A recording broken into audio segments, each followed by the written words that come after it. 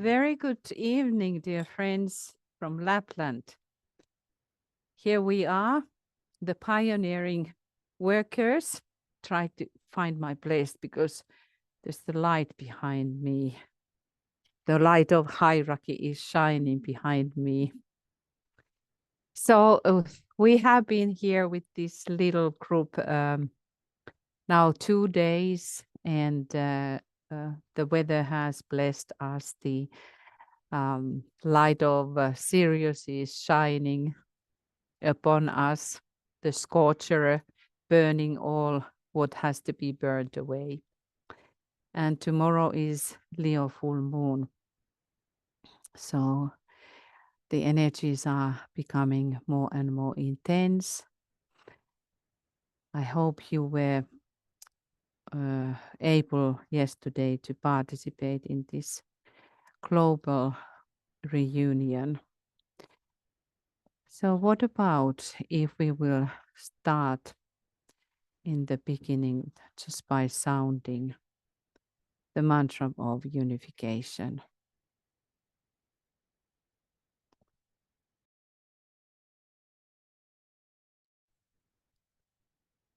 The sons of men are one, and I am one with them. I seek to love, not hate. I seek to serve and not exact due service. I seek to heal, not hurt. Let pain bring due reward of light and love. Let the soul control the outer form and bring to light the love. I'm sorry. Let us start this again. Let pain bring due reward of light and love. Let the soul control the outer form and life and all events, and bring to light the love that underlies the happenings of the time. Let vision come and insight. Let the future stand revealed. Let inner union demonstrate, and outer cleavages be gone. Let all men love. Let love prevail. Let all men love.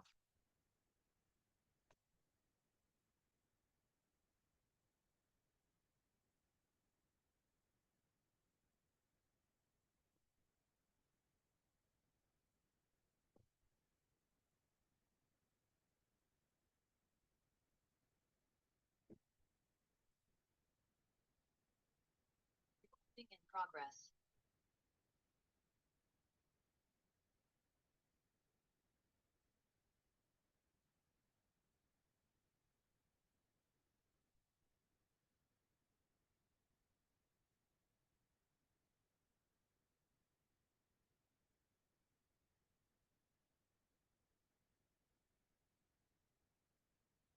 So let us align with all these over 50 groups around the world.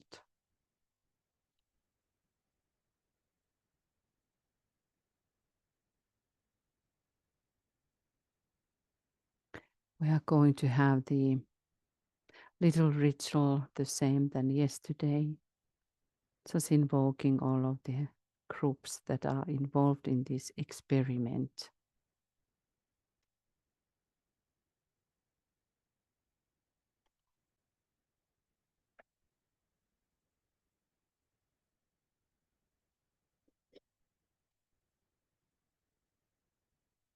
And aligning these all periods, all these chains of SIRIUS festivals in the past, that this festival, which is now standing in the borderline of something new, which is on the way towards humanity, realizing what is our role in it.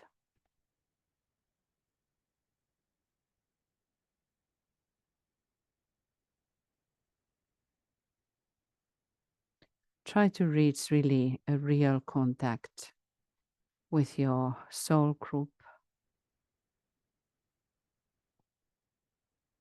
Leo, in one sense, even though we are saying that Leo is representing the individual. But yet it is, when we think about that, always the two signs, the opposing signs, are creating only one sign. And the opposing sign for Leo is Aquarius. In Leo, it is always a question of the group.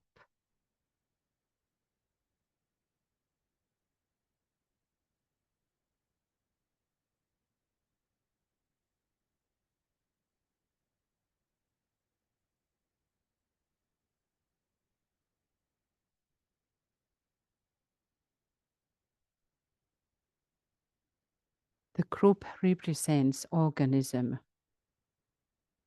even though one cell is the prototype of an organism. Many parts are creating that one functioning whole. That's why for all of us it is a big, big question. What is my part in that functioning whole, which can create organism?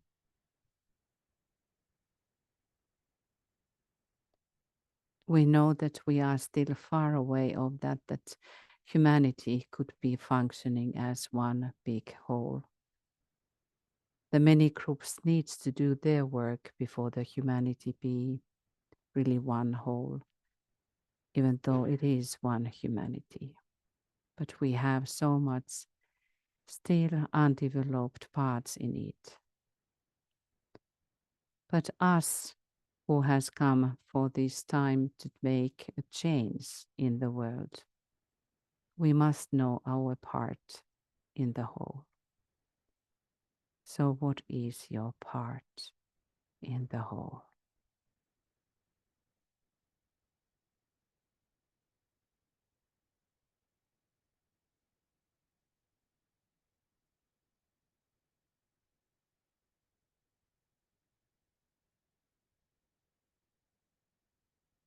In Leo, there is a dilemma to be the king on the top of the hill or mountain.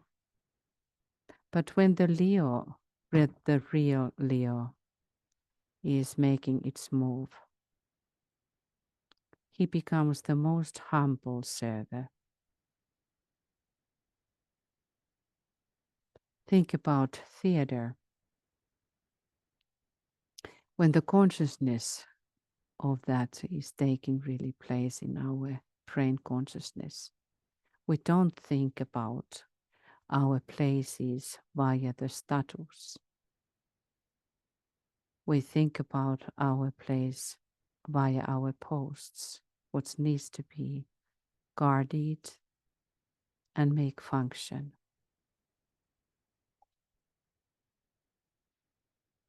Leo is also the sign of the child and joy, the joy of heart. And that is about the work, that study yourself. Do you have the joy of your heart in your work? Do you spread rejoicing energy, uplifting energy, playful energy of the spirit to your surroundings and to your groups and vaster groups? Because that is what is going to happen in Leo. This bursting joy of the heart will come into play. The real Leo.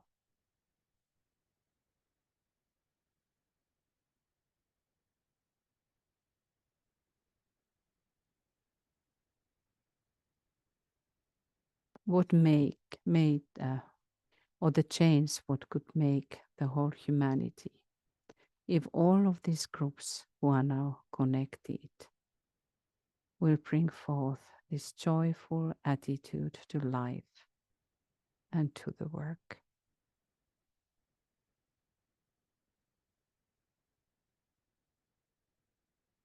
We will ponder these questions.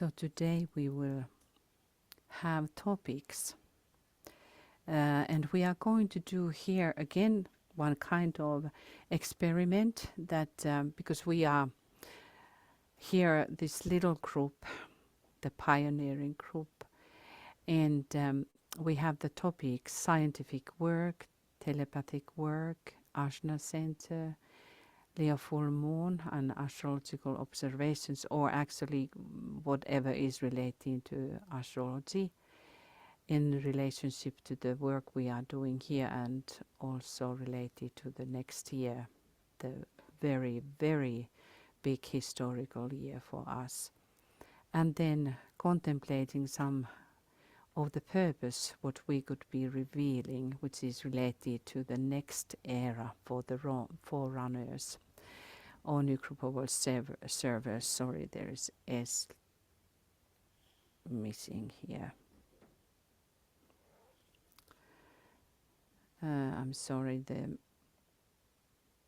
I said the era of the forerunner. The era of the forerunner is ending, but the era of the some pioneers for the new descending energies, which are now going to descend from through the hierarchy and from our highest Lord. So I was just thinking if I'm going to say something about the scientific work, just for warming us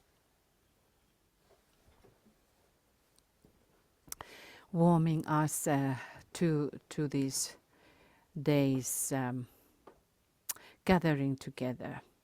And then we will have, after we have been having the sharing, we will have maybe a little break, and then we will also have the same ceremony than yesterday, invoking our world group, and then we will have this silence where we really align with all of those groups around the world. I seem to have several same slides. So just a little bit. This is some text is now coming from esoteric psychology. But let us think about scientific living. Tibetan talks about this scientific living all the time. And now I may put the right. All the time. So what does it mean? Sorry if I'm now I move my headset a little. So we can relate that to occult living. So it's something about scientific living in the spiritual sense. There is scientific aspects in humanity, which are now developing in huge speed.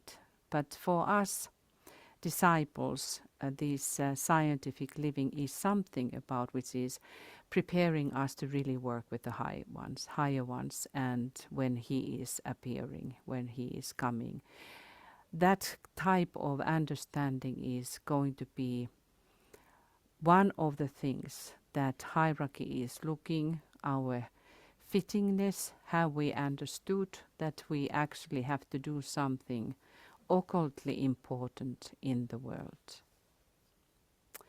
And this, the help for that type of living is coming from astrology. That is one of the key things for all of us. And as we know, we will not all become astrologers, but we can become some of the knowers of understanding these energies which are available and those exact moments, because we cannot move. Above us we have the higher law, above us we have higher ones who is pacing the rhythm, and it is completely foolishness for us to say that I will align to something in our minds if we are sleeping. We have to be at present in our brain consciousness. That is the real teaching of ancient Egyptians. Egyptians were underlining about that the human being must use the word, then it has come into flesh, and this is our responsibility to invoke, to be there, to announce things. It's not only that what we have in our minds, we actually should be using our throat center in order to affect those Devic lives which are then going to manifest things and manifest the whole purpose from within into the physical plane. And the purpose is to bring heaven to earth, and it is happening via our words, our understanding occult side, how the magician is working. So we have to know energies, how to mix them, and also what not to mix. The Lords of Darkness, they are much more knowledgeable and much more advanced in this using of the lower elementals and this materialistic side of the work. And we are just again trying to learn how to be white magicians. Also, scientific work is related to that, how we become a part of the whole. In scientific work, we are not developing the separation, we are developing the unity. It is also about that how we are understanding the times, the timings, and thus being available for the masters. Do you remember how Master Morya said that we are tired of charged corks?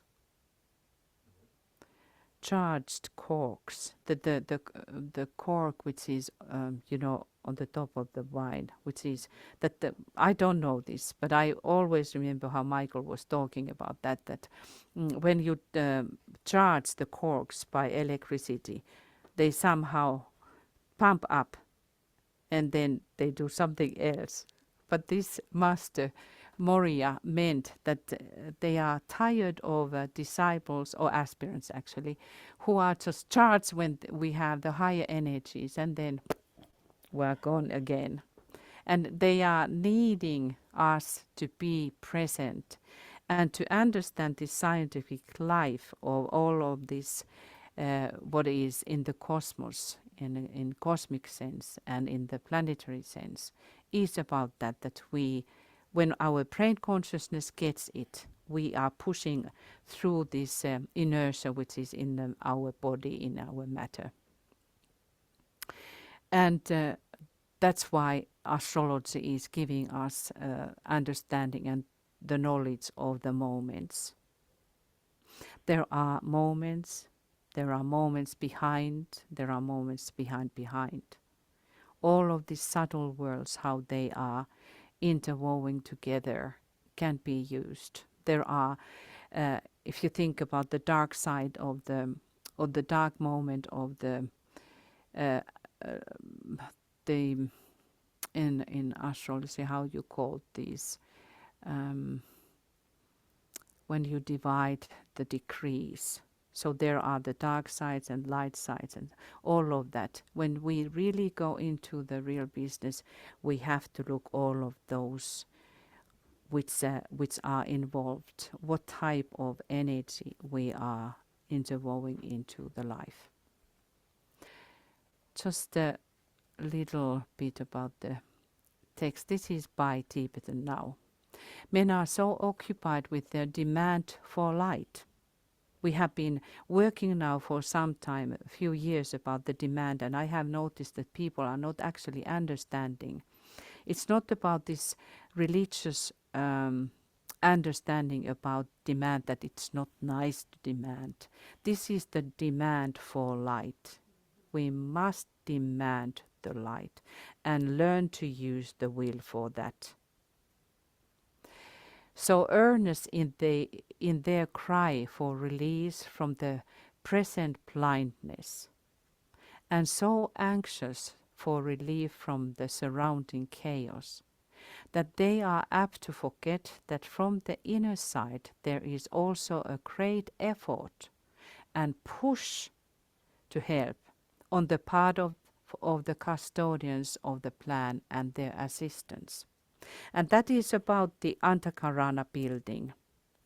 When Master and the solar angel sees the first effort from us that we really, really try to reach the which is above within, then starts immediately their help for us. So let us remember that and use it. And honestly, when we think about these last moments, last days, last weeks, months, and seconds, it's always, my brother actually got this revelation once, and he said, "Oh, I just got it now that I have time for the last second." And that is fact. We have always time for the last second. So never give up. Always use this. And that is our time to really use that we are we push it, as he is writing, that there is a push to help from the other side. So now we have to push forward. Doesn't matter if we are standing on the top of our head now about few months, because next life is going to be different. So dig your will and force yourself now to really do the effort, that we can change these patterns in our little planet. Do you remember the DK talks about that, or was it Blavatsky who said that there was a discussion or some kind of debate with the masters that they were discussing, would humanity be ready? And they were these externalizing masters who were believing in us, who were trusting in us.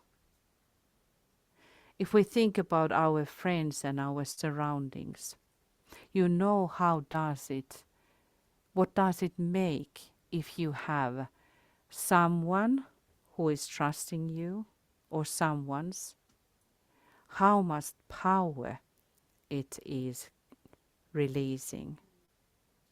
So if we trust now to each other, we trust to these efforts that we make, what kind of energy it is in blessing sense to whole humanity. So he continues, this urge on their part to help is more active than ever before, as human beings demand more potently the privilege of light. Remember this. Demand potently the privilege of light. And we have these 12 heartbeats of peace, which is based upon this first-rate type of working to demand the light now. A demand from the race plus a response from the waiting hierarchy must inevitably produce potent results. The urge to know and the urge to teach are assuredly related and a part of natural process of conscious development. The next few decades will mark a happening of such profound and widespread consequences that the present era in which we live will come to be looked upon as the Dark Ages. Science will penetrate deeper into the realm of the intangible and work in mediums and with apparatus hitherto unknown, where we have been seeing amazing steps forward. The release of the potencies in an atom will mark a revolutionary era, and science will have much to discard and much to give us as it works with energies and forms of life hitherto unrecognized. The spiritualists will make a discovery whereby the means of contact with those who function out of the physical body will be greatly facilitated, and a group of mediums will begin to act as intermediaries for a number of scientists on the inner side of life and those who are still in physical bodies. Humanity is intended to act as a powerhouse through which certain types of divine energy can flow to the various forms of life found in the subhuman kingdoms. So let us imagine this. Humanity is intended to act as a powerhouse through which certain types of divine energy can flow to the various forms of life found in the subhuman kingdoms. This flow of energy must be intelligently apprehended and intelligently directed, and thus will be brought to an end conditions of decay and a death, and of death now prevalent everywhere.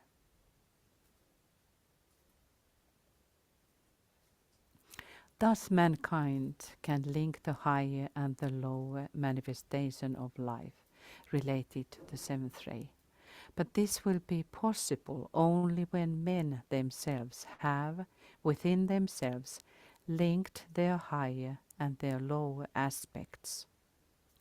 This is and should be one of the objectives of all esoteric training. Men are intended to acquire the facility to function freely in either direction, and so with ease contact the life of God as it flows through those forms we call superhuman and those which are subhuman. Such is the emerging goal. I think these are wonderful words by Tibetan, and it gives us so much insights now to think about our purpose now here and our interwork with all of these groups. We must do these efforts to do everything we can to make the change. And we have time, but this time is closing. So now I'm calling forth my dear brother, who is sitting in lotus position under another triangle of light. Sasha, can you put also your computer on? You can show your face. Good. Okay, I say bye for a while.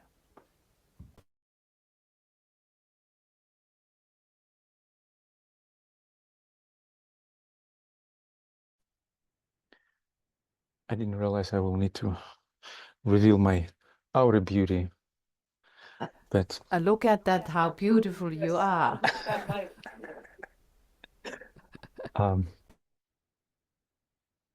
It's the sign of Leo is one of the signs that transmits the energy of the fifth ray, the ray of concrete knowledge and science.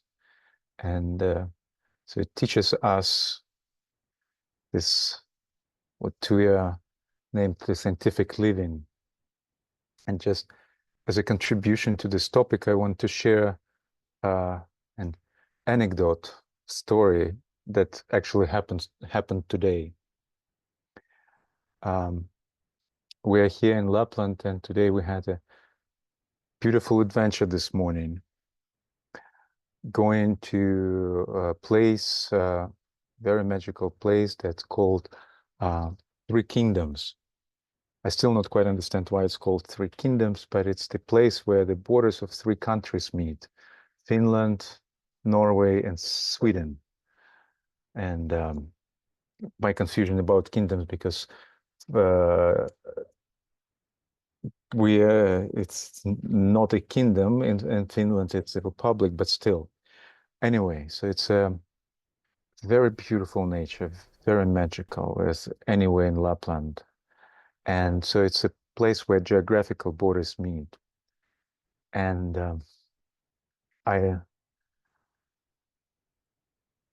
there is maybe we even can show a photo of the place where we were together. This kind of, some kind of, it's not a stone, but some kind of structure that's marking this place, and we all gathered there. And at that point, I exclaimed, this borders is such a joke. And so all the borders will be dissolved. And I always been very kind of hippie and I like idealism, so that this borders is just a nonsense. Like we all should live without borders. And after that, as we were walking back to our boat, because we had to take a boat ride to that place, we had a very interesting conversation about principles and laws, and what does it mean to live by laws. And as we were talking, I realized and recognized that actually borders, it's a certain evolutionary need at certain stage, because only within the borders of our physical body, or any physical body, life can develop and can be nurtured and be protected. And only when that life reaches certain stage and it's ready to transcend the limitation of the borders, then borders become nonsense. But till then, borders are necessity. And so for me, it was a very interesting recognition about the balance between the idealism that we all probably to some extent possess, and the scientific understanding of necessity of the evolution of life. And so limitations, it's a Saturnian principle which allows the evolution of life and evolution of consciousness, because we know that we grow through the tests and challenges, and the biggest advancements we get in our recognitions when we go through certain hardship. And so for me, that was very important recognition of the knowing the law, recognizing the law, and living by that law. And when the one law can be transcended and can be replaced by another law. And it's one of the hints that decay gives us in Dina 2, that's about the need to recognize I don't remember the exact wording now, we can find. Yes, this is the place, this is that structure that marked these three kingdoms. And so we need to recognize which law, I'm going back now to that, what the hint, one of the hints given to disciples. We need to recognize the law that conditions us on certain stage of development, and which hint gives us the direction. So it's about our discipleship recognition.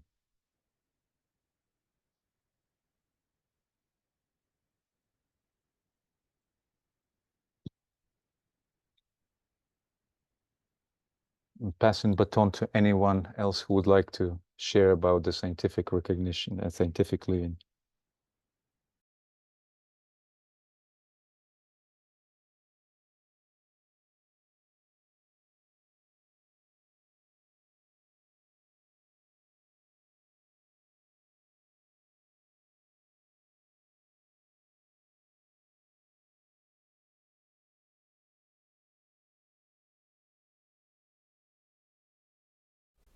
Well, Sasa, exactly about that. That we never can break the boundaries in the beginning, and it is important to realize the boundary which is protecting, and when there is a boundary which is separating. This what we yes, in that sense, that separating us from something what we cannot yet hold and wield. But then when we think about the separation of the borders which are coming and are based upon hatred, and what is so many places true, that is something what we have to outlive. But then the law which is creating the ring pass knot is protecting us to not to go somewhere too early. But this is actually established then long time ago in last century as the point, as the, how do they say, the memorial of friendship. As you see that this is the border of, or the point where this all of the kingdoms, we can say kingdoms in that sense, they are not related to the political sense. We have two kingdoms, Norway and Sweden, and we are the republic. But all of those have come together, and there are nothing like the border, how do you say, traditions that there would be standing some guardians and check your passport.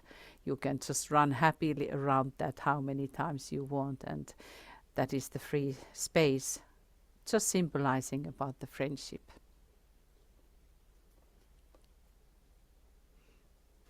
Is anybody else wanting to say? Did you want to say, Jessica? Oh, but do you want to come? You can use this mic. Yeah. So we would share.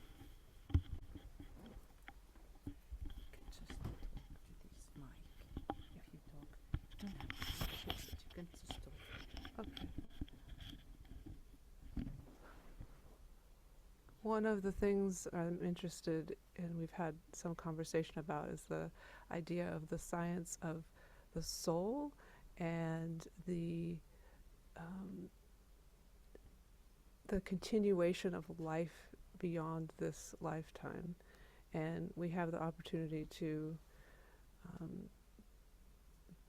demand for the light in this lifetime, and then it continues onward from other planes. And so proving the fact of the soul, I think, is part of the future of scientific progress in the esoteric sense, and but being able to sort of prove it beyond a doubt, and then with the realization that death is not the end but the continuation forward, there will be no fear of death, and without the fear of death, many world conflicts will be able to be resolved, because there will be no more worries that this is it, and more of a spirit of cooperation. So that's one future. Exactly. You know, you were hitting one very important point, which is the dilemma in humanity, the fear of death. It is absolutely something which is preventing us to move forward because of that fear. Alexander, did you want to say something?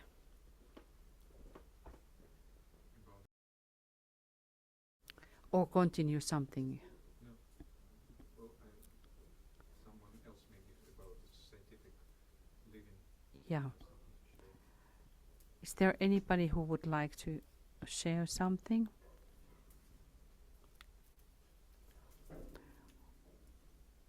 If not, we can just take these whatever topics now. Or Antonella, would you like to share something?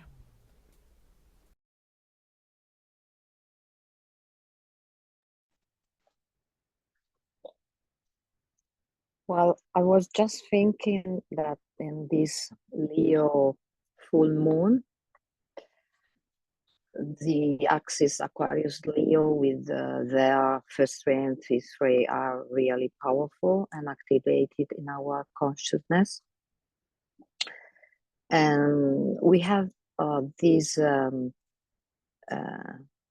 interesting co-presence of the fifth ray or the fifth ray planet Venus and the fourth ray planet Mercury, both ruling the Ajna center. So, and if we think also of the rays of the soul of humanity, fourth ray, and of the personality of humanity, fifth ray, and that together they build the divine hermaphrodite. So that there must be something very profound. I mean that in the Ajna center or the eye, there is the site of the point of view, or the individualism, which is a theme for Leo. And when the individualism is transcended into the group consciousness of Aquarius, this eye becomes, or Ajna center, becomes the scientific door to rule the free worlds, because then also Mercury becomes a ruler with Venus of this Ajna center. So that means that life becomes scientific because it is able to respond to the laws of heaven, which are reflected by the Buddhic center or the Buddhic principle, which is ruled by this fourth ray Mercury, through the monastic principle, which is ruled by Venus. So when, in simple words, when we are open to the soul connection through the Antakarana ruled by Mercury, by the way, we are able to live in a soul or scientific way, and we are able to rule the free worlds outside this door that is the Ajna center, and we are able to express the divine hermaphrodite which is in us, which means we are able to rule the Devic side, our lunar Petris, our personality, our lower kingdoms. That is, Mercury and Venus together are really the representation of the power of the fourth human hierarchy through the fifth hierarchy, which is the initiates in union with the perfect ones, as they are called, the fifth hierarchy. So in simple words, we are able to think by love, to think the monastic principle, Venus, by the Buddhic principle, reflected and transmitted by Mercury. Mercury, ruler, hierarchical ruler of the fourth human hierarchy. And there, the soul of humanity is ruling through the Ajna center, which is the new group of world server, the free worlds, the free kingdom, the personality of humanity. So I just mixed all these analogies just to assert the fact that in Leo, the personality of humanity has the possibility to say, I am that, and that am I am the soul, I am the fourth human hierarchy, I am love, and I have to think by love. Otherwise, I'm not really human. I am an animal that is ruled by my lunar forces and not the solar forces. So Leo is really, Leo Aquarius is really the arm of the fixed cross, which can rule from the center with the help of the other two fixed signs, which are Taurus and Scorpio, which in a magnificent way transmit just the pure fourth ray again. So we have in this fixed cross the first, the fourth, and the fifth ray, this mystery of the two rays that rule humanity or the human kingdom, and this first ray, Shambhala energy, that is trying to attract to the center, to the heart, to the mystery of humanity, which is really the fourth human hierarchy. Those, as they are called, Agnishvatas, the solar angels, which really are the substance and the rulers of thought, again, or the monastic energy ruled by Venus. So, yeah, just some thoughts to demonstrate that the science of the soul will eventuate, it will create this art of living as soul into the free world. And that is the way to give freedom to the lower kingdoms, to the lunar bodies. So yeah, we are really in a glorious moment, the last Leo full moon before 2025, where really ending the stage of the forerunning and opening the door to this new phase of a one hierarchical humanity. That is the vision of the future. And we know that the Aquarian age requires group initiation. That is another name for the science of evolution, the group initiation. We are evolving not anymore by ourselves. And for that, I was experiencing today the fact that it's not important the brothers and sisters you are with, but the fact that you are with brothers and sisters assert the fact of the group, of the reality that we are a soul, we are a group consciousness. And that is very impersonal. That is a science of building together the success in group, and not through personal relationships, but through friendship, soul friendship. We are really asserting the new science of the group initiation for the Aquarius age. So for now, thank you. Yeah, thank you, Antonella. You know, you just also made me think about this when we think about 25, and it is said about that how the fourth ray souls are starting to come in.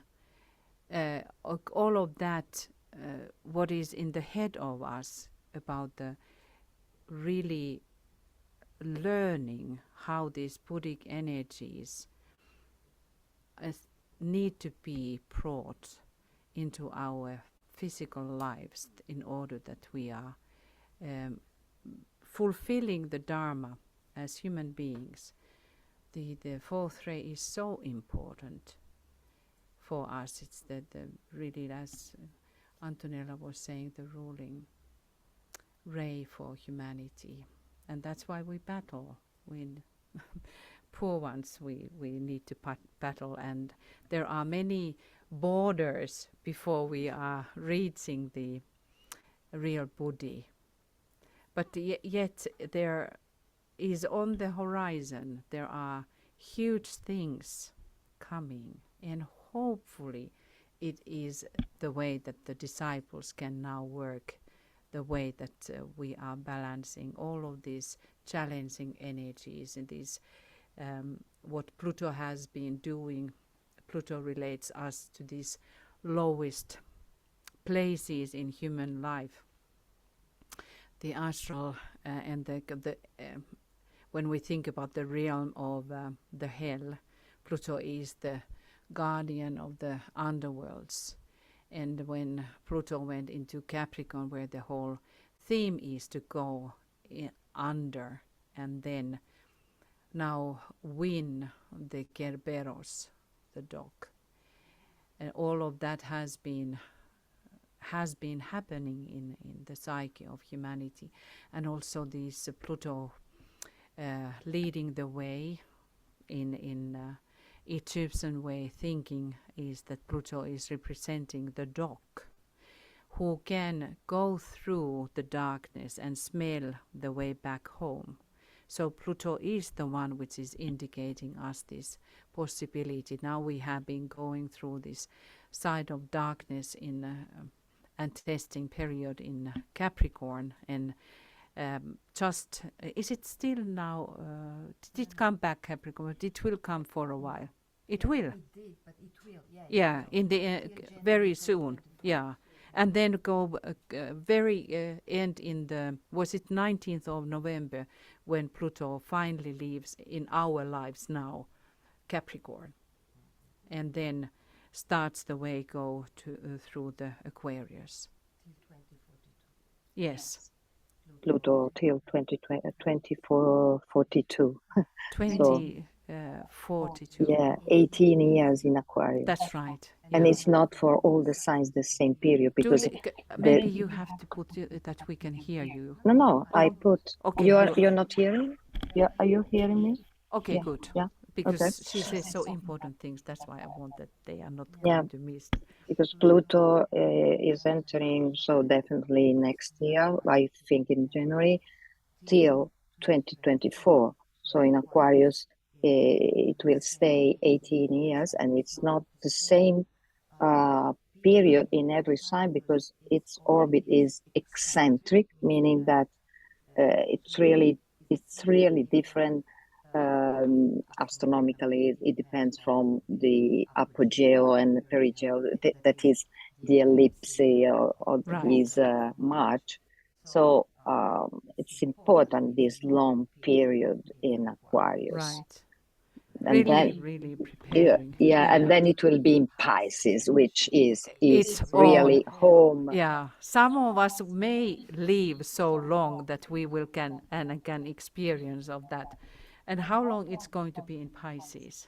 Oh, I don't remember, but not. Yeah, not, because 14 years in Capricorn, now 18 years in Aquarius, yeah. and how long in Pisces? If Now I I live don't so remember, but I old will than check. my father, I just can experience also the Pisces. Yeah, it's and you know, thinking about that, really, Antonella was pointing out about that group initiation. It's a huge thing, really a huge thing. The group initiation, which means that it's going to be so rapid evolution in humanity. So, dear friends, so is there, Walter, would you like to say something, or Catherine, or anybody else? What about Sasha? You are leaving in half an hour. So would you still want to push the group forward? Yeah, sorry, push. Well, I have a few ideas to share about telepathy. Okay, yes, they are going to be important. Is there anyone who would like to add into this relationship to scientific living, or anything? Or you can add later too. So maybe you go, Alexander. I think Catherine was ready to say something.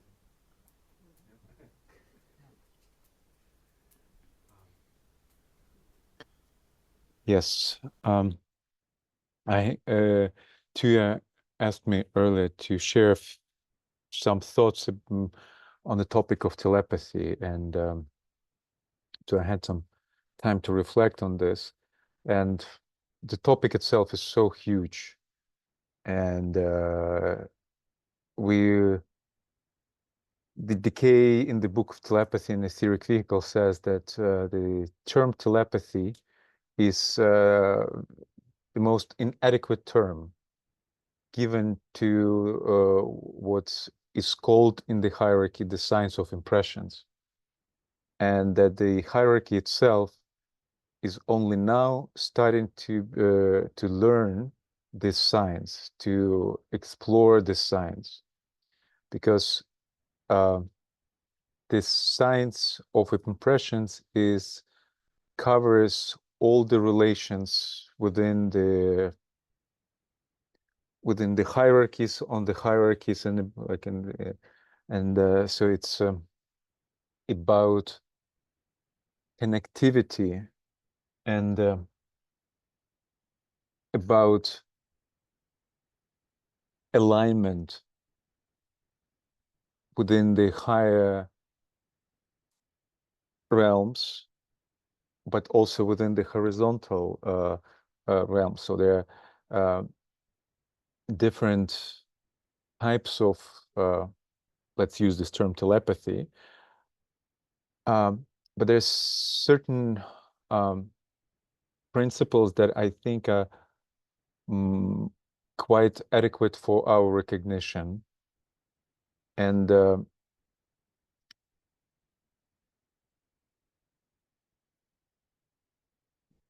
one of them, no, not one of them. I would like to share this. There are two laws of telepathy, which actually give a sense of the meaning, what is telepathy, or what is the science of impressions, as it is known in the hierarchy. And so this is from the book Telepathy and the Etheric Vehicle on page 5. The first law of telepathy is the power to communicate is to be found in the very nature of substance itself. It lies potentially within the ether, and the significance of telepathy is to be found in the word omnipresence. So maybe we can just pause for here, and I will read it again. The power to communicate is to be found in the very nature of substance itself. It lies potentially within the ether, and the significance of telepathy is to be found in the word omnipresence.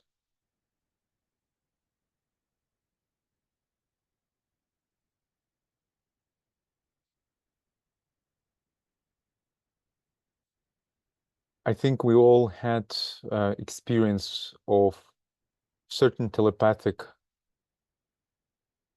alignment, certain telepathic recognition, especially if we have experience of working with a group. And there are many instances that when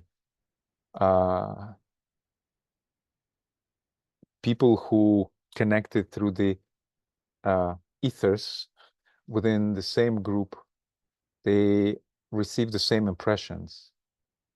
Or as many of us work through different online meditations, through different online groups, we had experience when we talk about something in one group, and then we come to another group, and the same topic is being raised there, and the same topic being discussed there. It's this,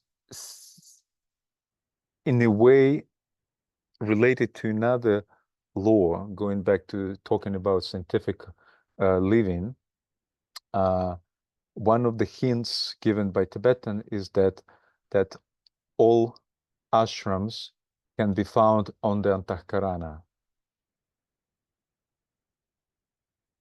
And so any group that works with Antahkarana in other words, with the vertical alignment, and established a strong channel with strong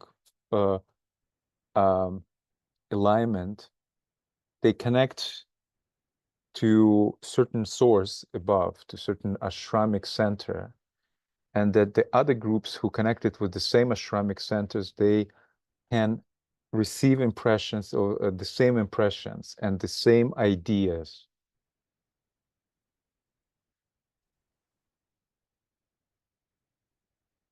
And so it is something of very practical importance for all esoteric groups. Start recognizing the nature of group antahkarana and what does it mean to build the group antahkarana and what does it mean to hold its ashramic alignment.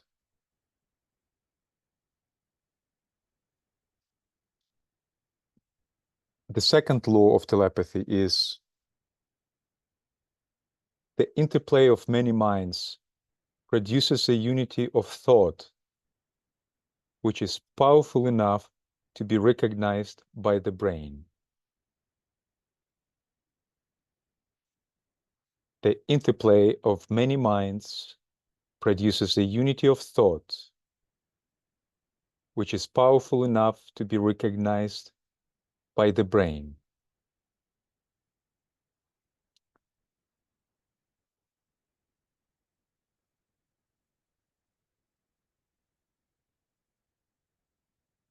It's another very profound law that's very interesting to reflect and observe how this law works in human family. We probably, many of us observed the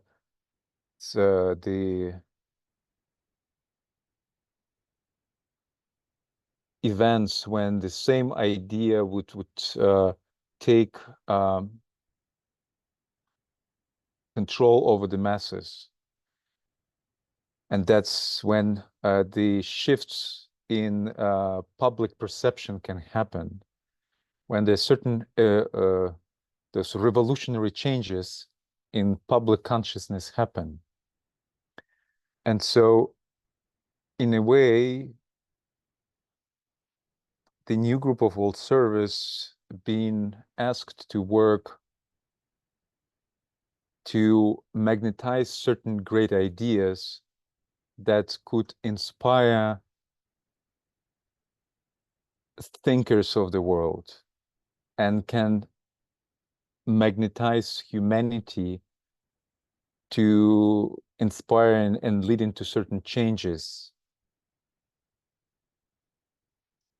And so when we are asked to meditate, to magnetize certain great ideas as the members of the new group of world service, it's a call for us to work with this law of telepathy that the minds could start recognize and respond to those magnetic thought forms that can direct the evolution of humanity in accordance with the divine plan.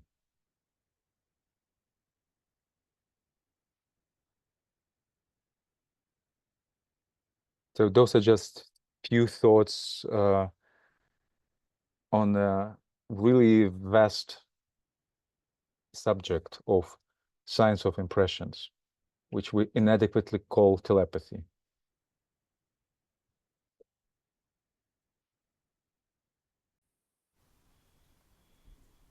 Very important points.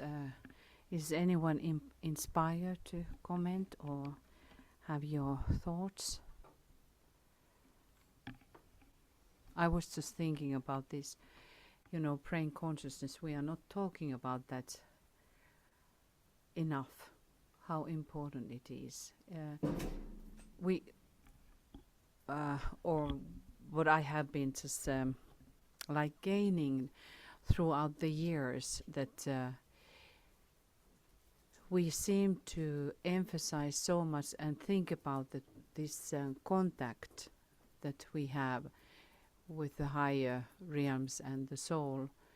But then this is the whole point of the monadic journey, to reach the lowest point, which is about our brain consciousness.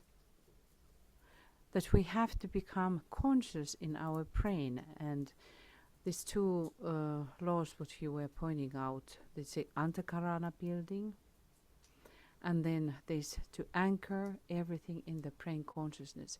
And there is a thought to be thought about that when we started our pilgrimage millions of years ago, we all have started under certain ray. And that ray is very much there in the back of our minds. We have to, in this case, we have to really divide what is mind and what is the brain consciousness. But it is still on the background doing something for us, how we actually reach the first contacts, or how it is happening with us. So think about whatever you are expressing is your soul. But then if you have made transition, or you are on the verge of transition from certain soul ray to another, the rays of aspect. So you have been millions and millions of years under that impact, which is then also impacting something in your whole constitution and the means how you are actually starting to get the first impacts and impressions. But this the brain consciousness, study it and think about it. What does it mean? And how much there has to be this realistic understanding what should be held in the brain consciousness and what not. There is something interesting what Tibetan says about the full moon work after the full moon, to really dwell in this impression and to be touched by it, the way that the emotional body will help you to keep this understanding and this impression in your brain consciousness. And he is giving us a huge hint how we actually manifest. What is that whole formula of manifestation? He's fantastic in that sense. He's giving so many occult hints for us how it is to be done. So is there anyone who would like to add? Thank you, Sasha. Something. It's a huge, important subject, and this work that we are doing at the moment, we are emphasizing, and I'm calling that rehearsal, because nobody can yet do it fully. We cannot. Our states in our groups is not such that we could fully do, but to rehearse that, the telepathic communication throughout the world. And as you were reading there, the etheric field is very important throughout the world, that we are trying to communicate. And what is that exactly that we are on this side of the border doing this? Yeah, I would like to add this, the fact that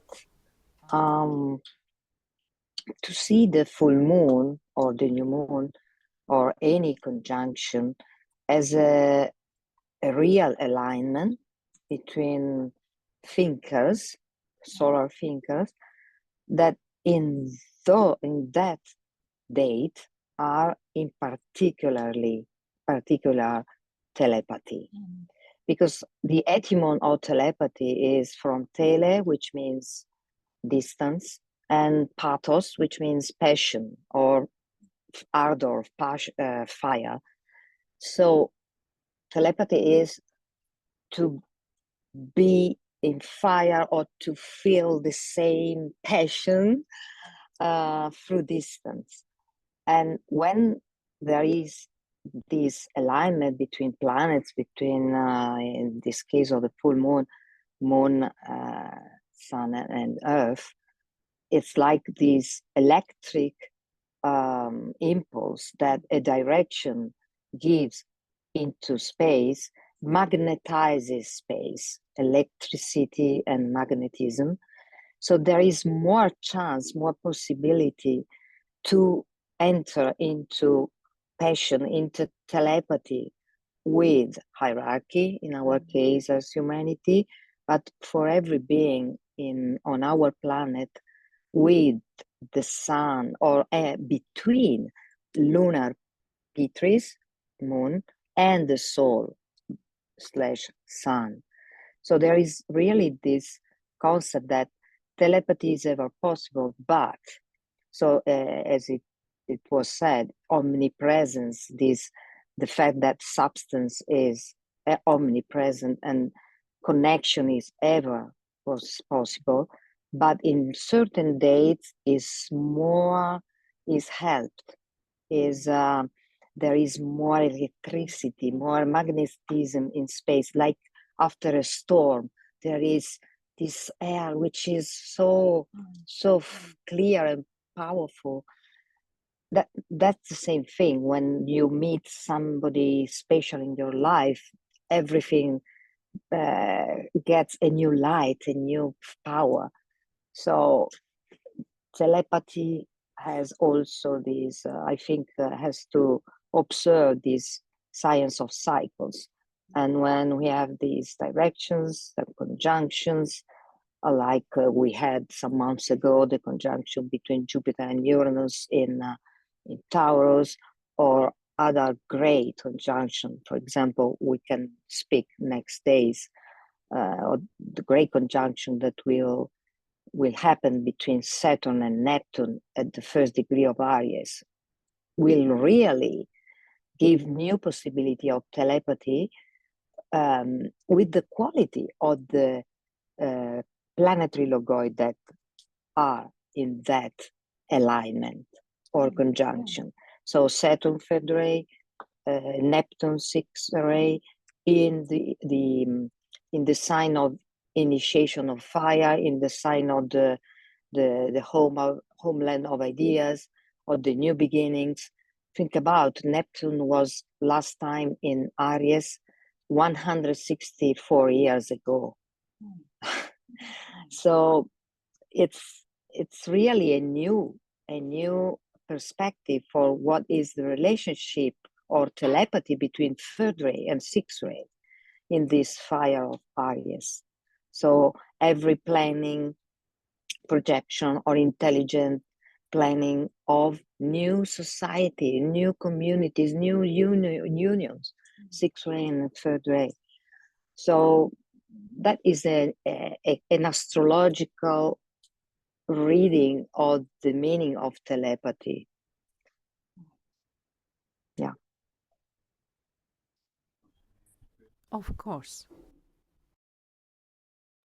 And it's interesting to see how this first law of telepathy applies to understand astrology in general. That it's that, as you're saying, that any conjunctions or any aspects of with those living beings, because when we talk about planets and stars, we should remember that those are living beings that fluctuate within etheric substance. They live within etheric substance, and so that's impulses impulses of life that come from them in certain moments according to cycles.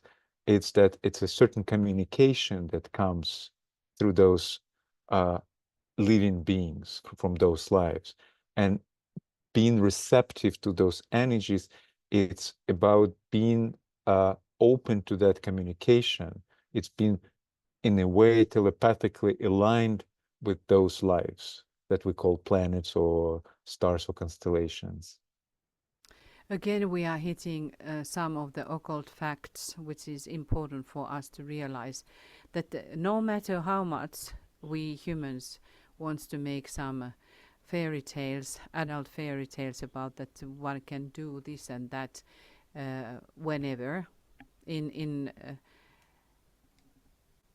one sense it is true. In spirit, all of that is true. But when we are talking about these layers of life and all these realms, during the time of the full moon, there is a certain Devic group which is responding to these qualities of full moon light. And they are awakened. And we need those little lives in order to build within the inner, the cables, the connection cables. So they are not activated in other times, as Tibetan says about that. It's like the door opening during the moment of the full moon. And that is the reason why we cannot just build up to some false ideas, because and it is the lack of understanding the occult facts. It is those little ones which are in relationship to us, because we are from the lunar lives. We are related to those, and we need those little ones to work with in order to have this contact. And then this group of the devas, which are related to astral plane and our heart, they have the possibility to build the bridge to Buddhic plane. Even though we would not have been reaching the advanced states, which is opening throughout these borders and doors, that the channel is completely open. But this group of devas will help us, and we need those. And that is the reason why our imagination will not do, in occult sense, the truth. And building about the telepathy, Tibetan points out that how important it is, the truth. The disciple has to learn the truth, and that is giving also when we have come to that point that the soul is touching, and then there is the yearning for truth and the meanings, then we are ready also to develop the telepathic communication. So, who else are saying some wise words? Do you want to, Sasha, continue still? What about Catherine and Walter? Yeah. Great.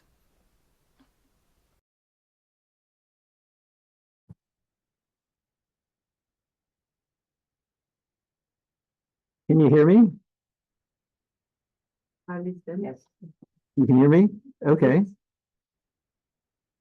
So yeah, I wanted to start by sharing the chart for where we are here in Finland. And we've looked at some of the planetary positions that are shared everywhere, but we can take a closer look at how the chart is here in the north, or for those who align with the north. And the first thing to look at is the houses are very strange here in north of the Arctic Circle.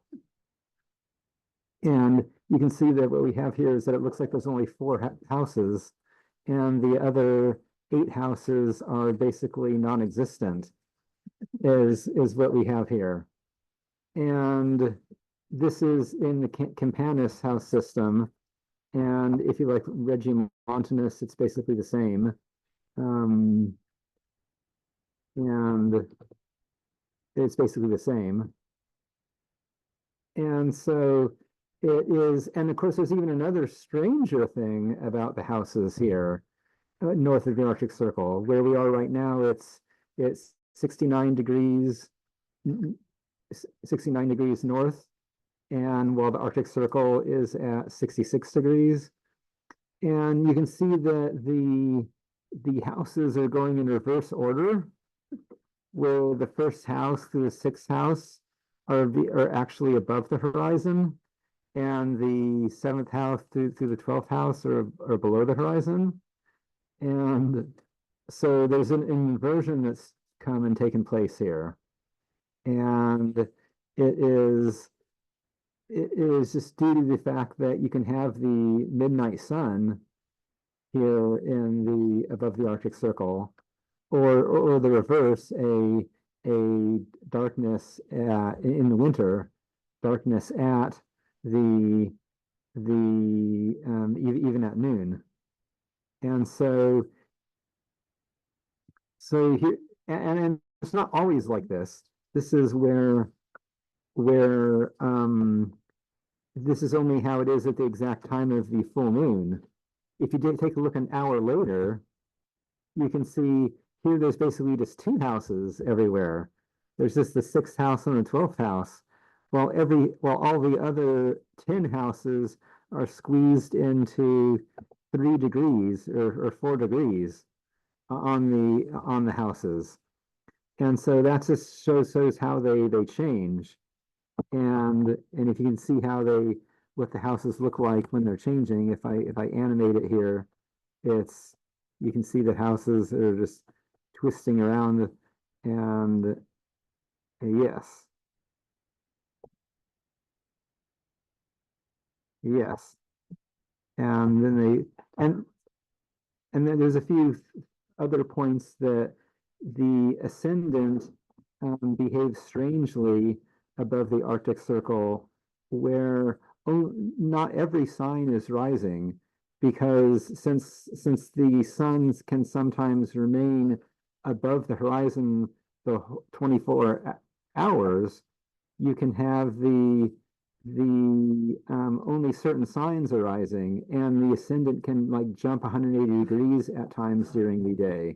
So when I'm going along here and yes, and then you can see you have some odd jumps here when I'm moving from hour to hour in the charts here in the north.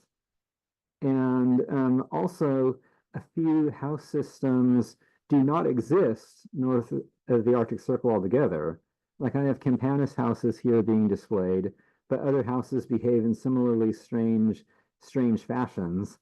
I mean, you can have it so that, and again, an hour after the full moon, the ascendant and midheaven are just 4 degrees or 3 degrees apart, and they can actually be conjunct, which is a strange behavior. And some house systems just don't exist, like Placidus and Koch houses. You cannot cast a chart in Placidus north of the Arctic Circle. You can try, but your astrology program will give an error or fall back to a different house system. And so all of that, an important point of all that is that the energies are wild here in the north, and intense. And since houses represent the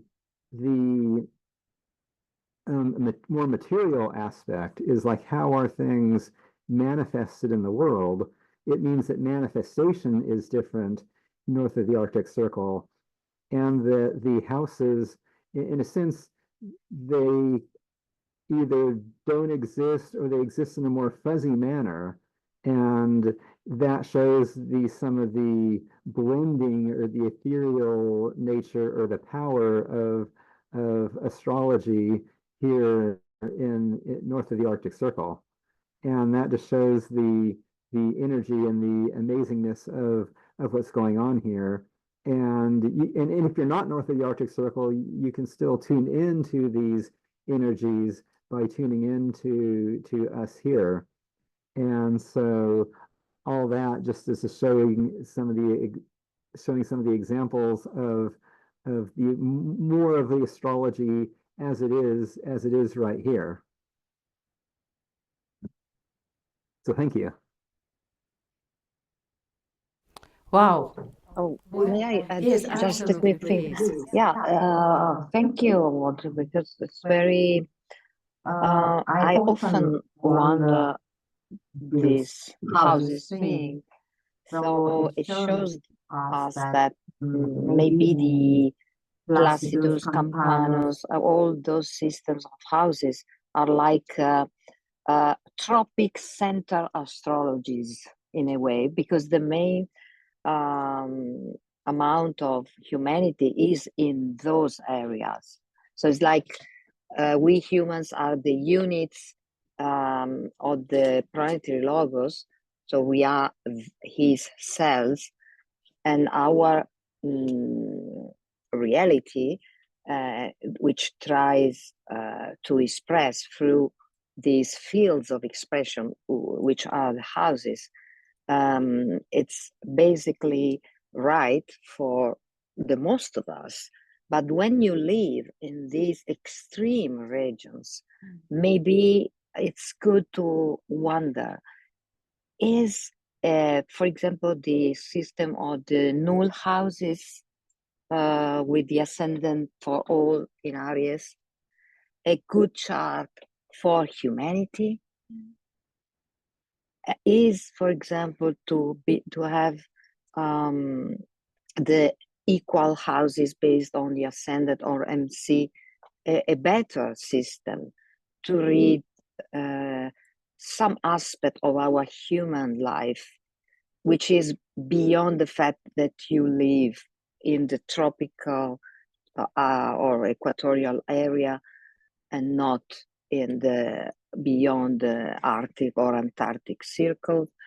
Oh, I think that maybe somebody asked wonder about that, but in the future astrology, maybe it has to be deepened this thing, because the equal system or the null houses have some deep meaning, and as we are going towards one humanity beyond individuality, maybe also considering this right system of houses for the right interpretation could be a way to put a hierarchical order or system or interpretation of all these systems that have been used by humanity all these centuries.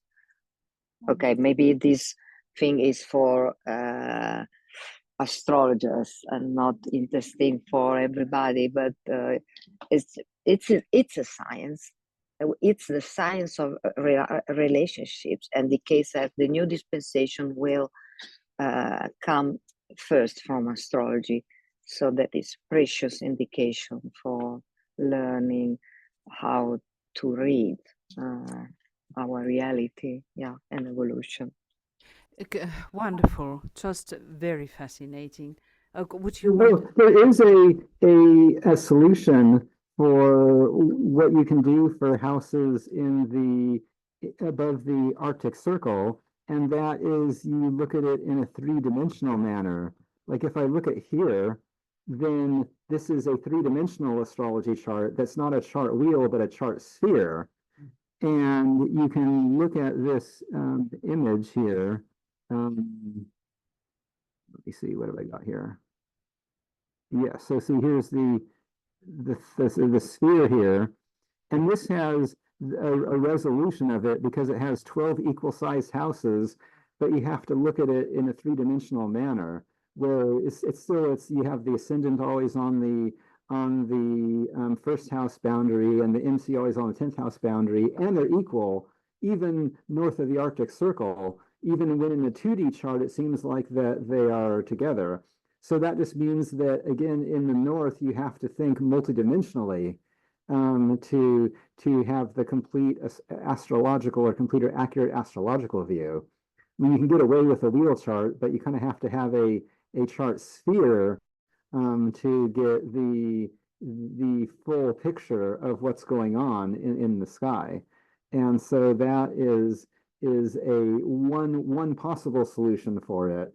that can give you that. But again, you have to sort of expand from previous boundaries. You have to break free or expand from the previous, like rings past naught, to get that view of astrology. This is so fascinating. Absolutely. Because we are now, I'm telling you from experimental point of view. I have been coming to Lapland when I was, maybe first time when I was 5 years old. So I have this 60 years expand of experiences. And I have been seeing how some people, they just get crazy here. They are behaving normally under the Arctic Circle, and then something happens to them. And there are all kinds of things which, like Sami people are talking about this, the magic of the North. It is a concept here.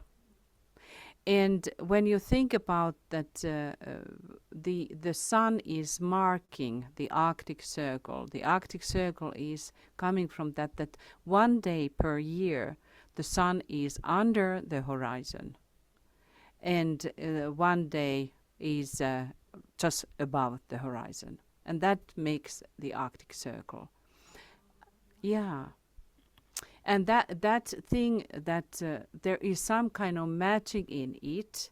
When we think about the sun itself, what does it mean in all its aspects? That in the tradition of Kalevala, it is said like the wizards, they were heading towards the land of eternal sun. What means the land of eternal sun is over the Arctic. So it is like that when we have reached the evolutionary stage that we are allowed to go over that border to the land of eternal sun, we go into the land of spirit. And what you are showing here is about that the only way to understand is to just go into the other dimension, that it's not anymore that what is under, beyond of the head. When we think about that, these Arctic realms are like the head centers. How do we understand that the Arctic in the Antarctica in the south? And here, are they both related like the head center or the base of the spine? Yes. So these are huge issues. And yes, actually.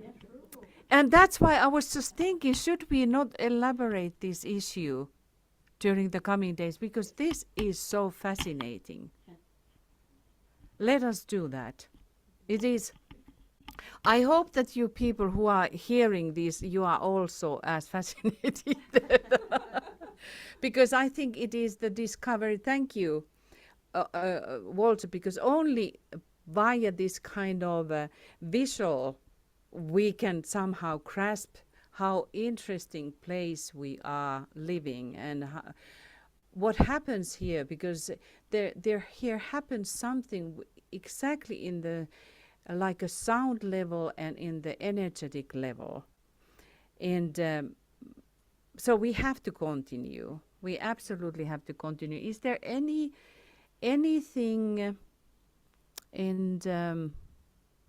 so there are some texts. Yeah, there's a question in chat asking, is Vedic influenced by location? Michael say something? Did you say, Michael, something? Yeah, is Vedic influenced by location? That was a question.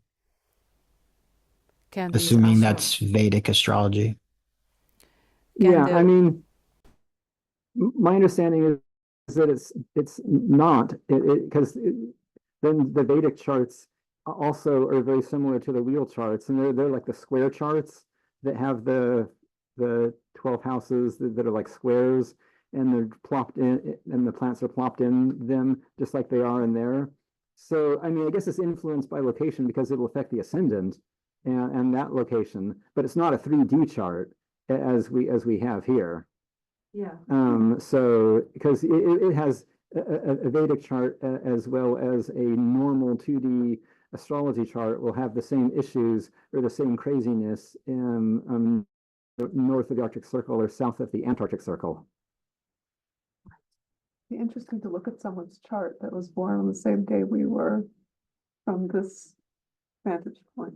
People don't know something. I know. Interesting.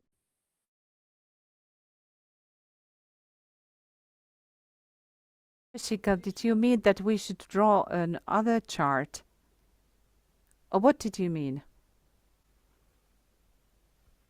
I was just saying, wouldn't it be interesting to look at our birth chart for ourselves or anyone, and compare it as if we were born in Lapland and see what our chart looks like from that vantage point at the time and date of our birth? Like what houses are missing? How would it, what would it look like on your wheel chart? I think that would be an interesting exploration of that area. Absolutely. Absolutely. And when we think about the sound, that the sound, how sound is dissipated, is that first is one sound. Then comes U, which is the 5 sounds. And then M, which is like 7 or 49. So, because we think about also astrology as the expression or manifestation. So how the will of God, because we are thinking about when we are in the head center, we are somehow reflecting the will of God. So how the will of God is expressed itself via these certain houses only. We have to continue. There is a lot of new ideas. We will have a little break, or do we need to read? Michael, what about if you read the comments? Let's see. Yeah, not going back to the borders. Yes, it's a good point about the borders, but there are also superimpositions via the change relationships and the same between the personality and the soul. I think Jessica said this directly. Adding Leo component to overcoming fear of death is awareness of the preciousness of this life, but also the fact of soul and going into a light body upon death. The soul is always filled with light. And yes, God is present in all atomic koilons via quantum entanglements. The resonating consciousness can communicate.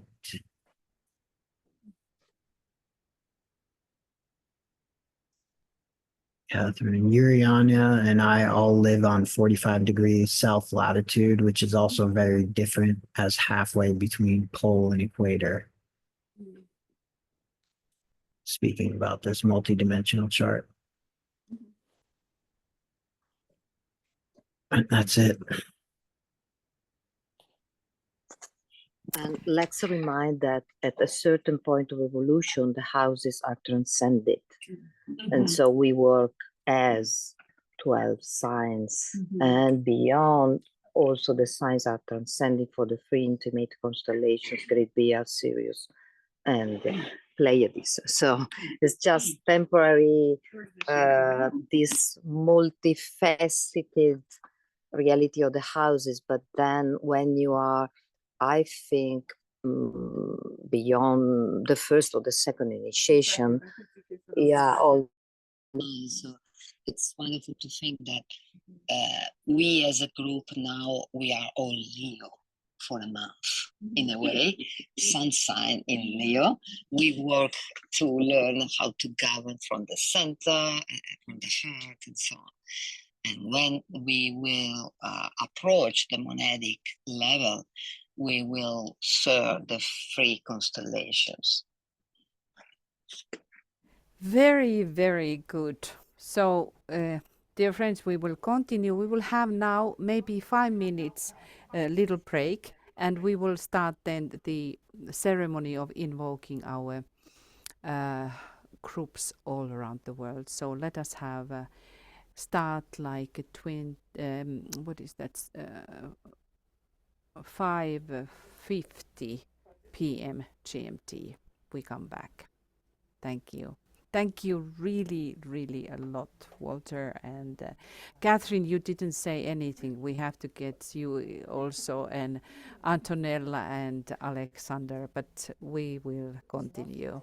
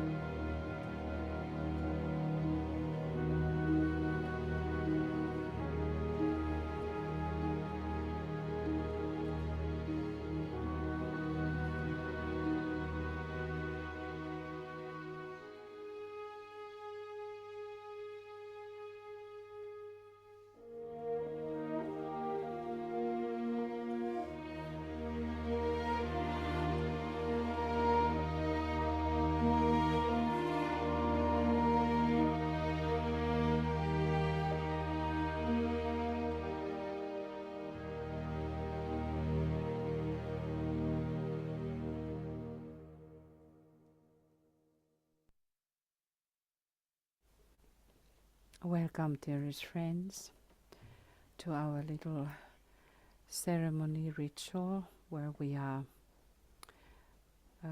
really aligning with the work that we are experimenting during this Leo full moon time and in relationship with Sirius, Sirian energies. We will do the same than yesterday. We will light candles. We have a hexagon shape, a fireplace, and we have fire in the middle, and then we have candles waiting for to be lit, which are representing all these groups which are working now together. But we just first again align with the new group of world servers and remind ourselves, what is the new group of world server? New group of world servers is an aspect of the world Antakarana. It gives students of the Antakarana a sound example of the intent and purpose of the rainbow bridge which each disciple is endeavoring consciously to build.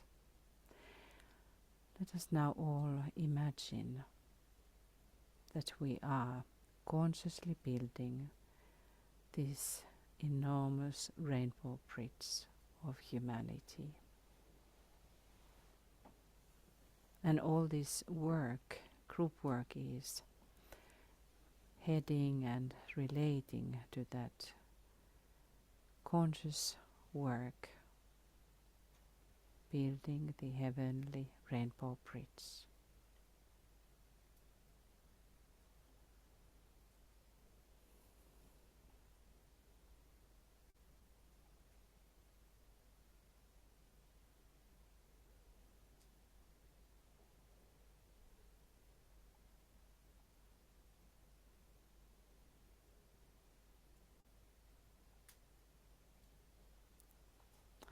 It is composed of those who have penetrated in consciousness upward to such an extent and height that their ascension has become invocative and it has produced a descent from the hierarchy. Again, we understand that it is not a piece of cake to become ability for invoke, which will have then the response from hierarchy.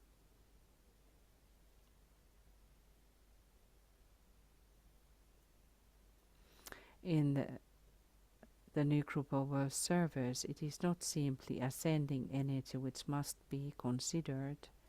There is also a focusing of consciousness and a receptivity which can develop into fixed intention. This can be followed later by a recognition in the physical brain consciousness of what has transpired. What is your honest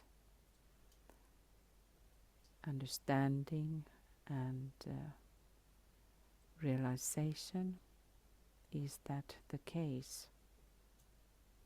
Is there a real recognition in the physical brain consciousness? So it is very much related to the second aspect of the telepathy, what we were just referring today. Again, let us look the new group of world servers who belong to this group. On the highest aspect to this group belongs initiates and disciples who are consciously a part of the great white lords.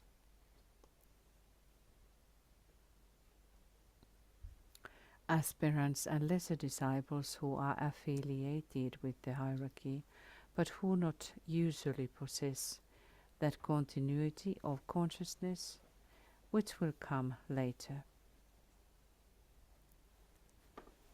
Those upon the probationary path who are not yet affiliated with the hierarchy They are, however, subject to hierarchical impression and are determined to serve their fellow men.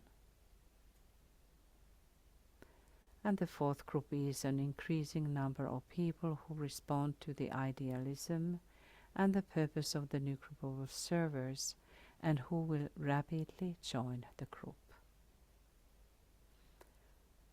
So we can think about this 4, which is related to the human kingdom, 4, which is related to the heart, also 4, which is related to the root center.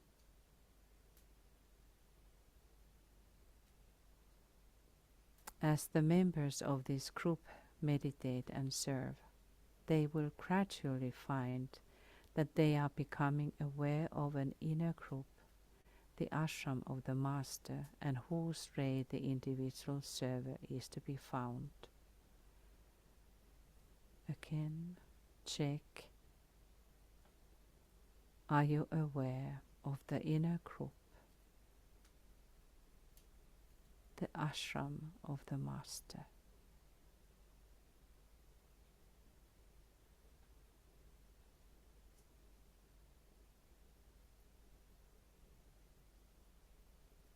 It must be remembered that the ashramic meditation is in the nature of a constant and uninterrupted group meditation upon the plan. The united meditation of these disciples is collaborating with that of the Christ and of the Masters. And notice what time we have now at present, that we are approaching towards the full moon moment, which has huge, strong relationship with the Sirius and Syrian lords. The meditation of the new group of observers is in conjunction with the hierarchical meditation, will inevitably impress the sons of men who are seeking and longing for liberation, this energy which is coming and pouring from Sirius. The law of freedom. And thus a great channel or path of light is created by cooperative meditation. And that is the important part. Along that path, speaking symbolically, the Christ will come.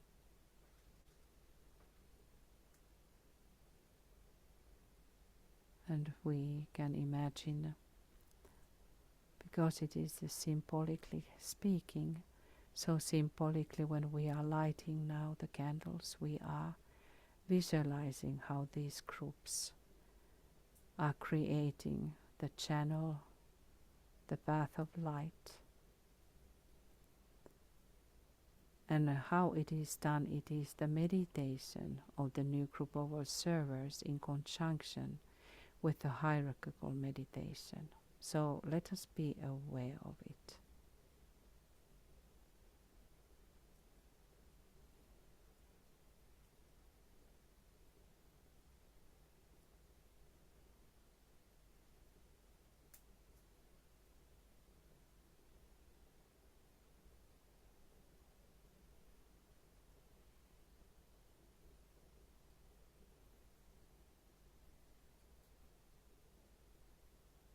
Members of the new group of observers are gathered from all branches of human enterprise,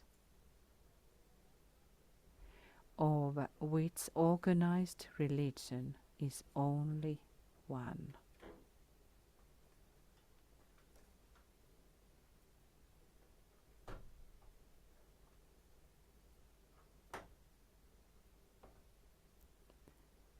The new group of observers is invocative to the hierarchy for purposes of impression, and can be impressed by any ashram through its disciple in that group. Do we know to which ashram we belong to?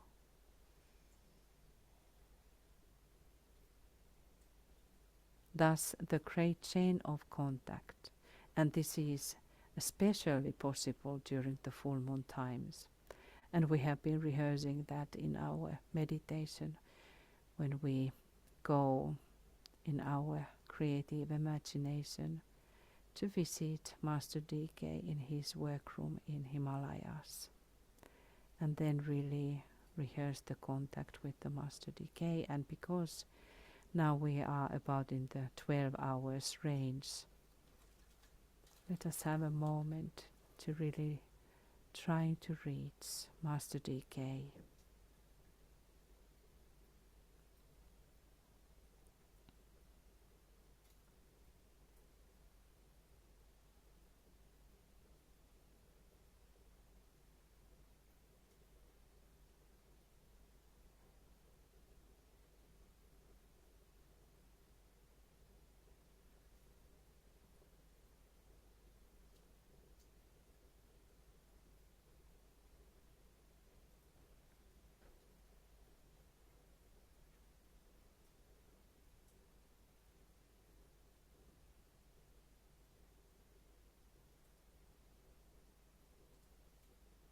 This great channel for the inflow of spiritual energy reaches from Shambhala to humanity.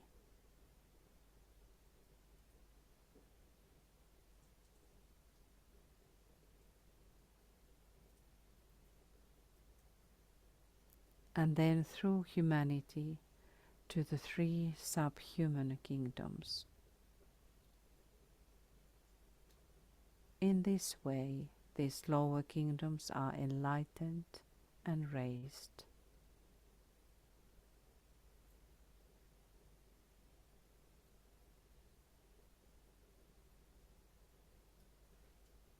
All this is accomplished through meditation, through invocation and evocation, carried forward in the spirit of worship, which is the fundamental method of spiritual recognition.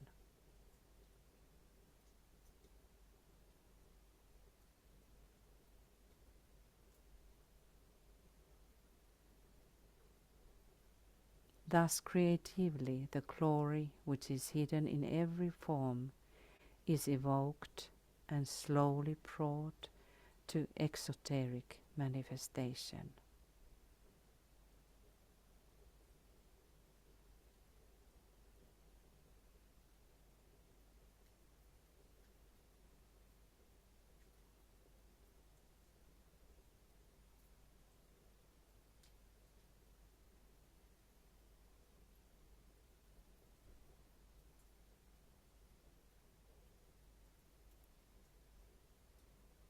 So now we will have 3 aspects which need to be carried forward by the new group of world servers, which is going to further the work of the new group of world servers. So let us visualize when we will focus upon these aspects of the work, that how it is manifested via all of these groups which are now working together telepathically.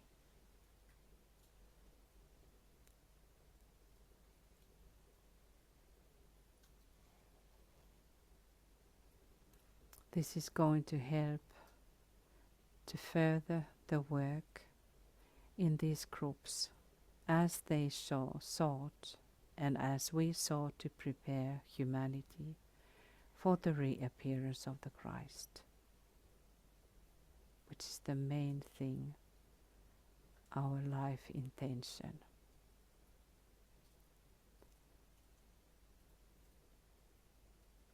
Demand will to victory.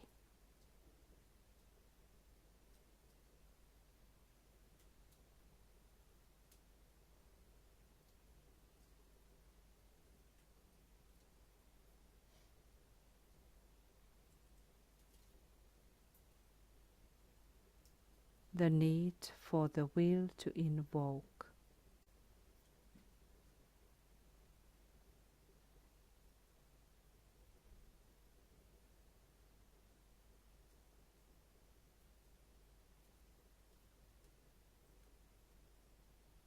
Will to focus.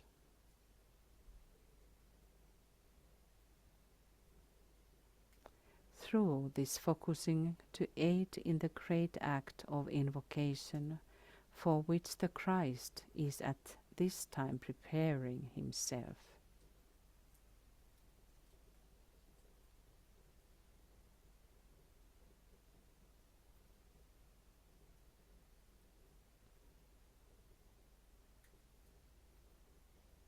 It is the will to goodness, to self-control, rehearsed in Leo, and to the evocation of right action for which the hierarchy asks today.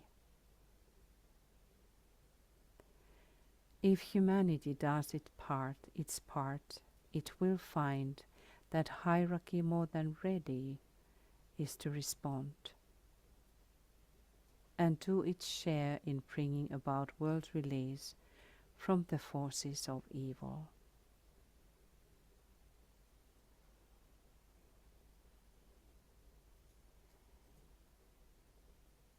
And we will now have the commencing music and our dear helpers who are going to light the candles. You can take your positions.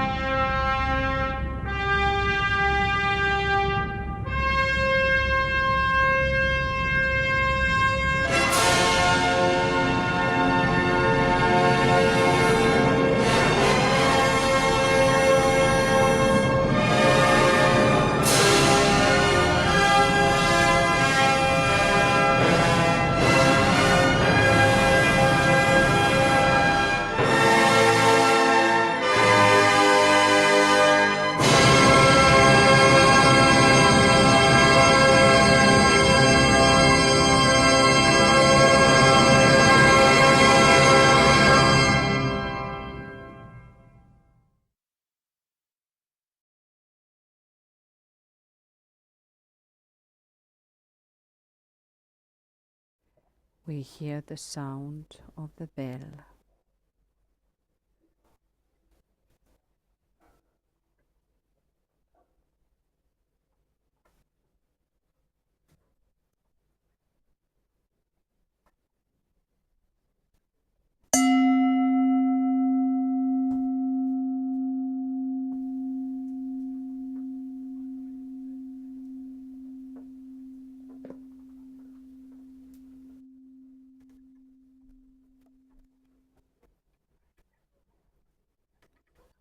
And we will start now to call our co-workers around the world and light the candles. We light the first candle, Arcana Workshop Group.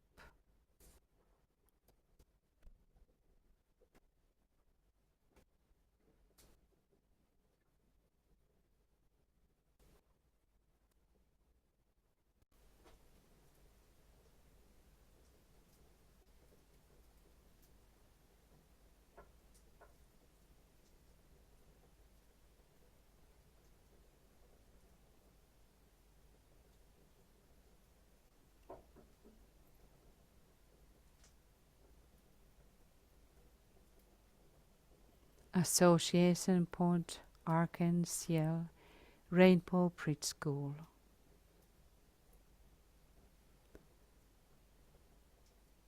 Asteria.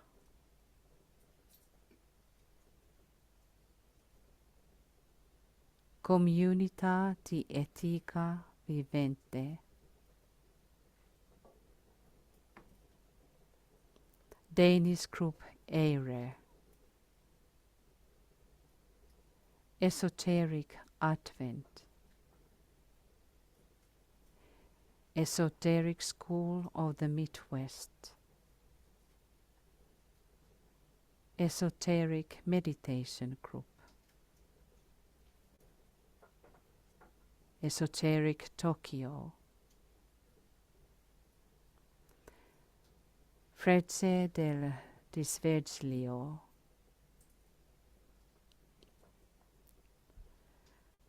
Clamor and Evolution of Nations Monthly Meditation Group. Gruppe Fraternities.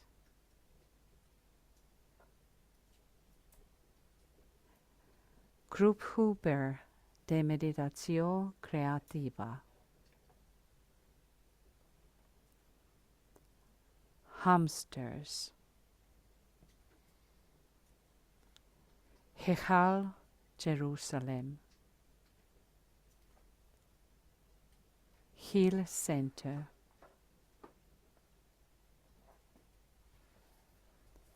Indiana Esoteric Healing Group.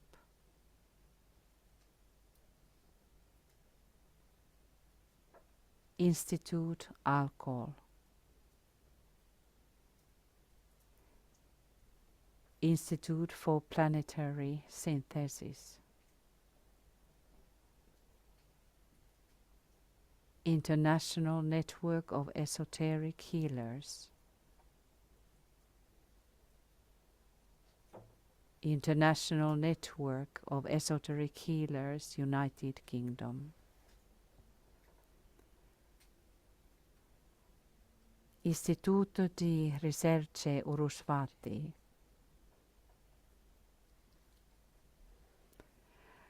Clankscale Group. Love, Peace, Joy Network. Mansfield Group. Meditation for the Common Good. Meditation Mount. Morya Federation Esoteric Healing Community. Morya Federation. Morya Federation Vietnam Group. Morya Federation Esoteric United Nations. New group of world servers. Hellas. National Association for Esoteric Healing. Northern Light Society. The Planetary System, TPS. Prototipo Officina del Pensiero. School of Planetary and Divine Union. Scotland in Service.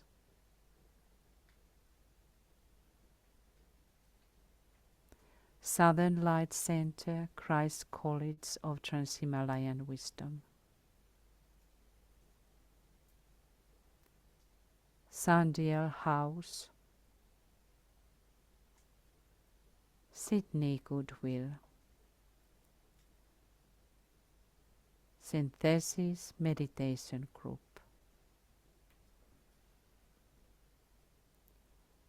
Tetrada the Brotherhood of the Academy of Universal Synthesis, the Planetary Healing Group, the School for Esoteric Studies, the Society for the Enchantment of Quality of Life,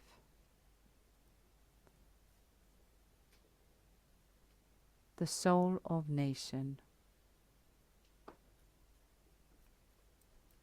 the Tree of Light Community, Tucson Unit of Service,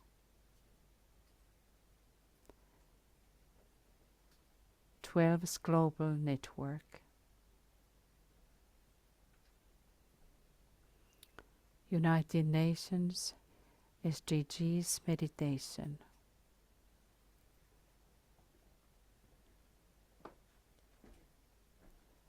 Victoria Goodwill, Wisdom Group, World Service and Meditation, Plural Sisterhood,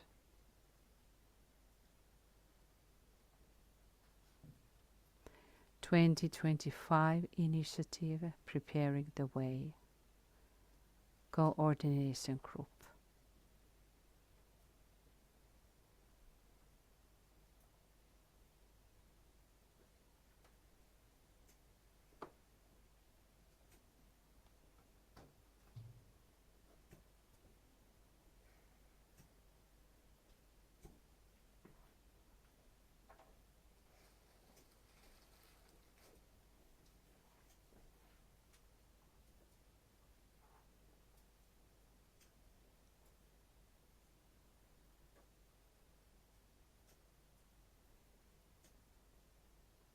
And we enter in now into silence, aligning with these groups all over, and this telepathic communion with all of these participating groups.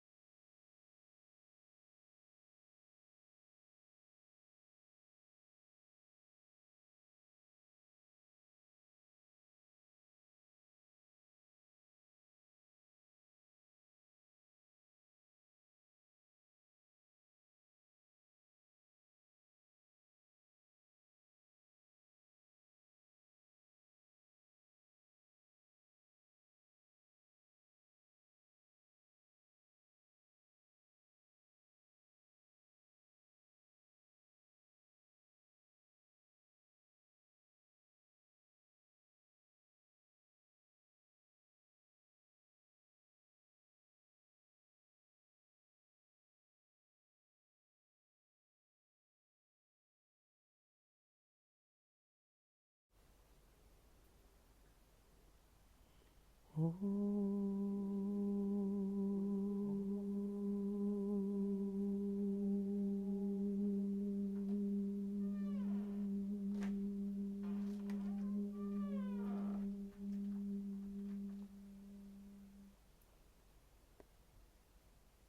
the point of light within the mind of God, let light stream forth into the minds of men. Let light descend on earth.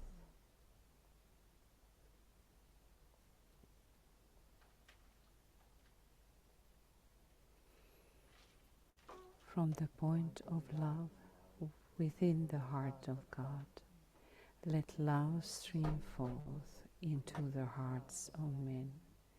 May Christ return to earth.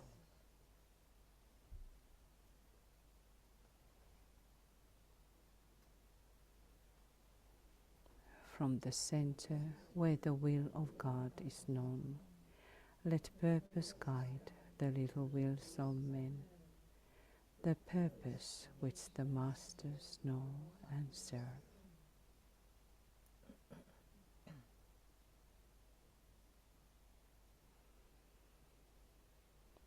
From the center which we call the race of men, let the plan of love and light work out, and may it seal the door where evil dwells.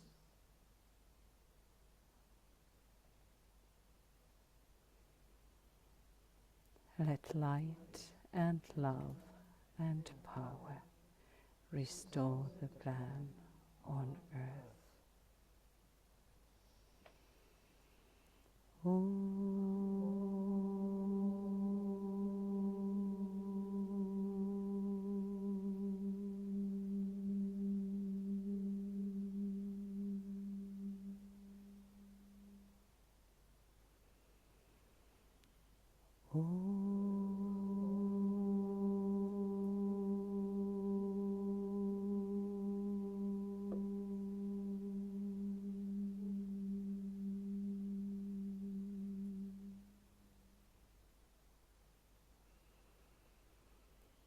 Oh.